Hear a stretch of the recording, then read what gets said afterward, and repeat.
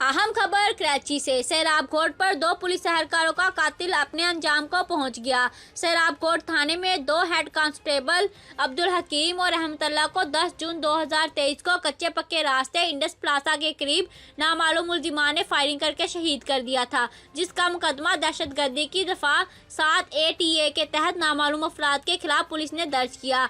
आज additional IG Karachi Javed Alam ओडो की हदायत पर DIG ईस्ट मुकद्दस हैदर ने SP सैराब कोर्ट चौधरी सुहेल फैज को नामालूम कातिलों की गिरफ्तारी का टास्क दिया, जिस पर पुलिस की पार्टियां तश्कील दी गई। पूरे इलाके में मुखबिरों का जाल बिछा दिया गया। SSP सैराब कोर्ट को मुखबिर खास ने एहलकारों के कातिल मुलजिम शराबो खान की इसी मुकाम पर कच्ची पक्की सड़क इंडस प्लाजा पर एक मरतबा फिर आमद की इतला दी।